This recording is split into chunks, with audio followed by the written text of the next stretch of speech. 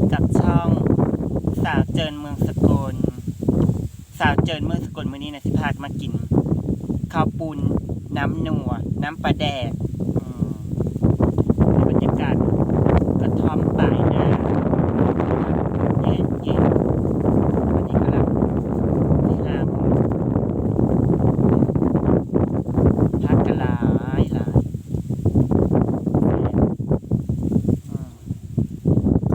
แซ่บหลายเลยค่ะเด้อเขาเคยกินแล้ว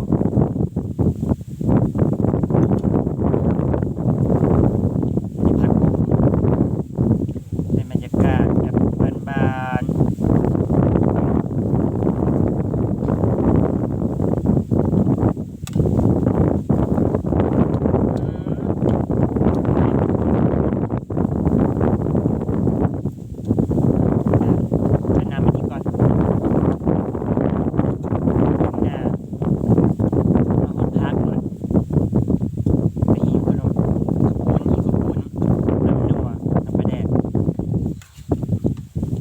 ฟังเสียงรถเสียงเรือไปนำเบิ่งงัวเบิ่งควายเป็นมาเลี้ยงงัวเลี้ยงควาย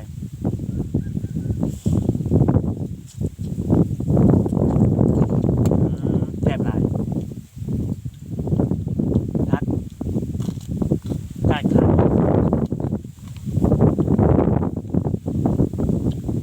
พักติวพี่น้องพักติวกับลาบก็ได้แซ่บ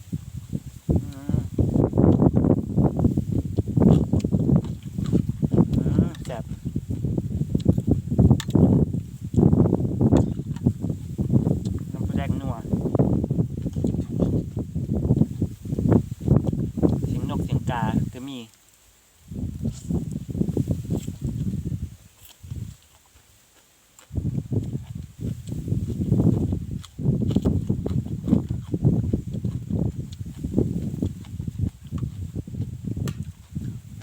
มาทั่วแล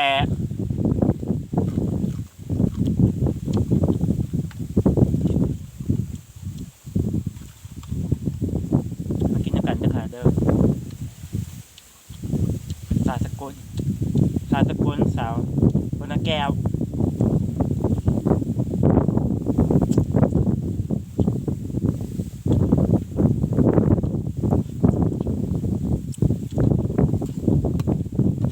น้ำปลาร้าหนัวแซ่บนี่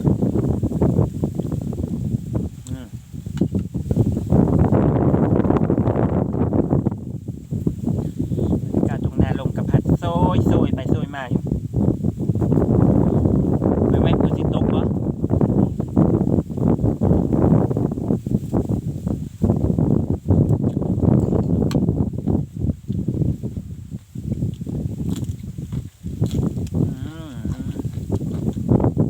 ผักตีปลอดสารพิษ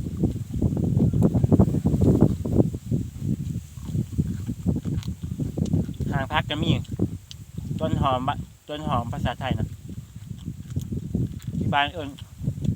หางพักบงลวกแซ่บ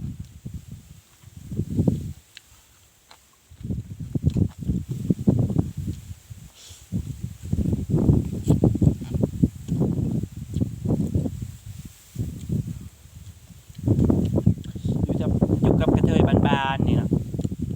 สวยดอก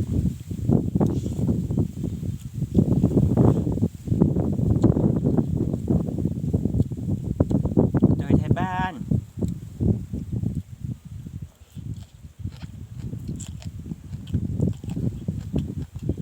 ยั่ว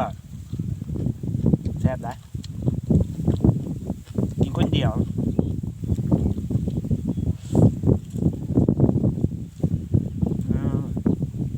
แมงวันที่มากินน้ำแขกบริรับเสิร์ฟกับแมงวันตะกี้นะแมงวันมากินน้ำแต่น้ำมาอีกแล้วแขกบริรับเสิร์ฟคนไม่ได้มากินแมงวันบริเสิร์ฟมากินเยอะเป็นของสกปรกแมงวันตอนไม่ได้นะ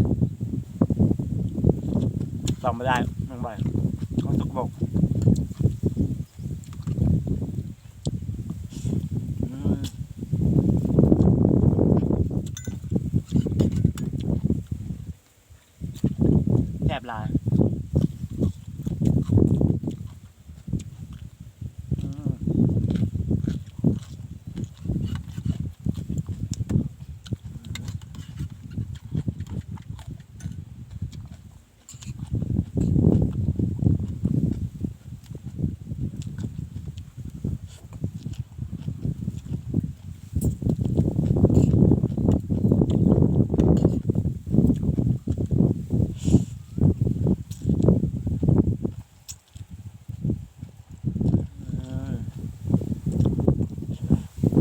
ยนต์กับผ่านไปผ่านมา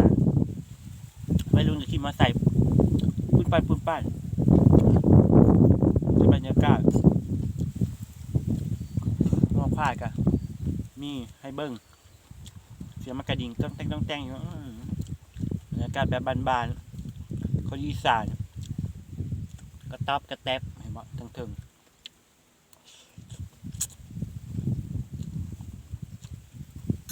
ถ้าตาสีเขียวมากกิ๊บกันหลาย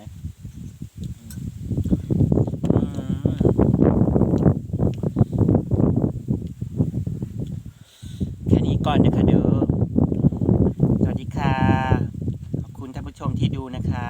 โอกาสหน้าเจอกันในคลิปต่อไปนะคะขอบคุณค่ะขอบคุณที่ติดตามนะคะขอบคุณที่ดูค่ะกดไลค์ให้เด้อนะคะ